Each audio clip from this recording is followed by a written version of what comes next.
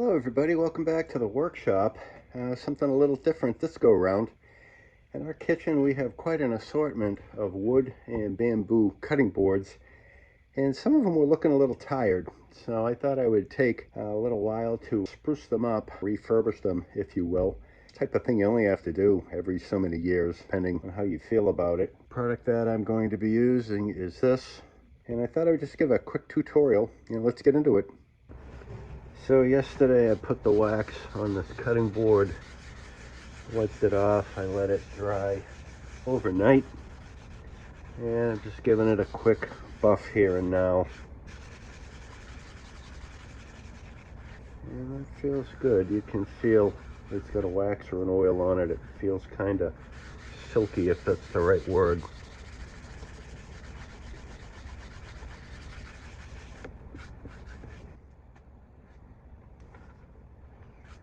Turn it over. And this feels a lot drier. It doesn't have the drag that the top surface does. And this one too, I waxed it yesterday.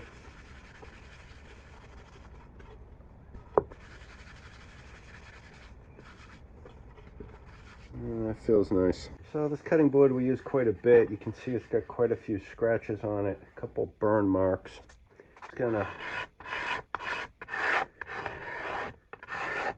spend a little time scraping it to maybe get some of the blemishes off the surface.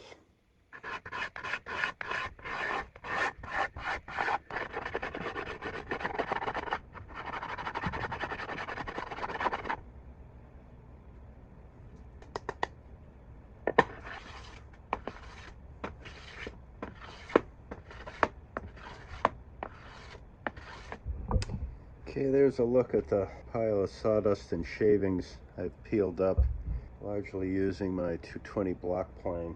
I was scraping, but it just wasn't aggressive enough. And this is where we are. You still got a burn mark or two in here, which is fine, and a couple of the deep scratches. I don't want to remove too much more wood. It's just a cutting board. So I think this is ready for a nice coat of oil on it.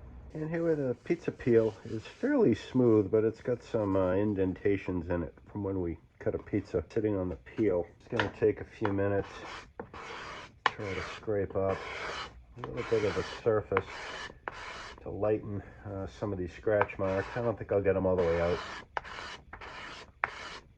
And this peel is made of a softer wood than the other peel and typical cutting board. This strikes me as something similar to pine. And these scratches are too deep to scrape out. But what I'm doing now,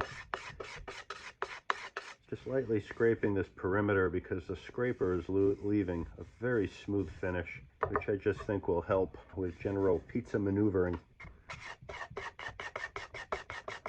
And I'm going to be using this Howard's Butcher Block conditioner, and this has just been soaking in hot tap water to heat it up, make it a little more liquid. And they claim it's made with food grade mineral oil, and it appears to have some wax in it, and they specify carnauba and beeswax, and how that differs from Howard's Feed and Wax, which is a product I like a lot. This has an orange oil in it, a pleasant citrus scent, and I think the other big issue is mineral oil that's in this is not classified as food grade. So let's get to it.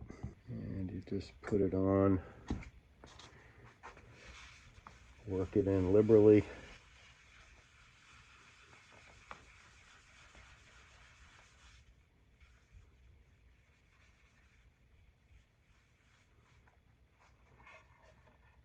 And you want to give that time to soak in and set up. And the same on this board. So I find with this product you want to keep working it in over the course of several minutes. At least in my experience, it will soak in certain areas and look a little dry after a few minutes. And if you rub a little more on it, a little more will soak in, while other areas will maintain a gloss, indicating not a huge amount of absorption. And I'm just using a paper towel, nothing fancy. And we're going to give this some time for the oil to soak in and for the waxes to set up.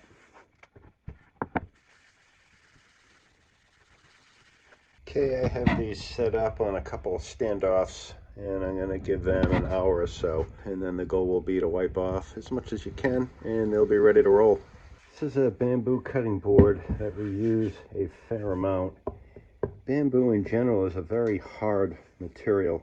Doesn't necessarily make the greatest cutting board in terms of keeping your knives sharp, but it is pretty rugged. And I'm going to try to see if we can get this a little bit smoother before we oil it up. Yeah, this is scraping pretty easy.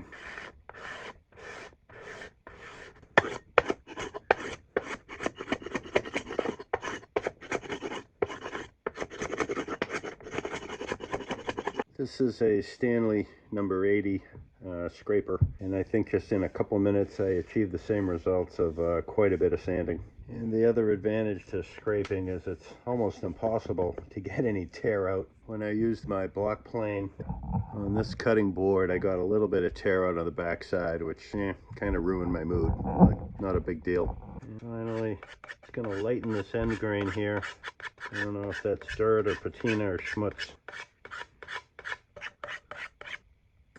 And just work some of the oil in. I don't think the bamboo is going to absorb a lot, but we'll see.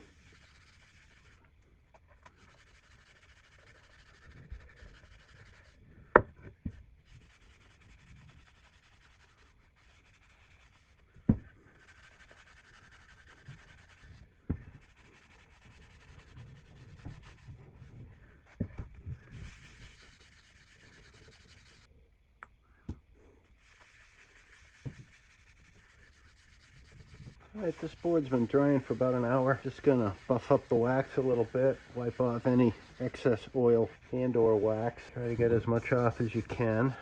And this will be ready to go. And this is pretty dry. And the same with this guy. A little bit of shiny spots on it. Get off the excess. Buff up the wax.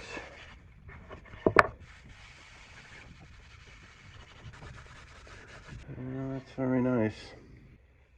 So this particular cutting board doesn't really have any scratches on it, but it does feel not quite as smooth. Let's just see if we can smooth it up a little bit.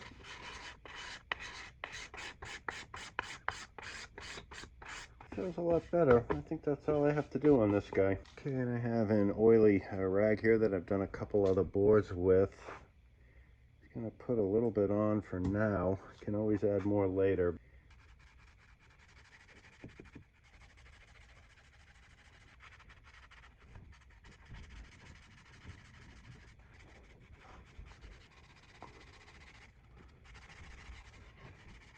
Alright, so I got a good coat on this. I'm just going to set it aside for a while.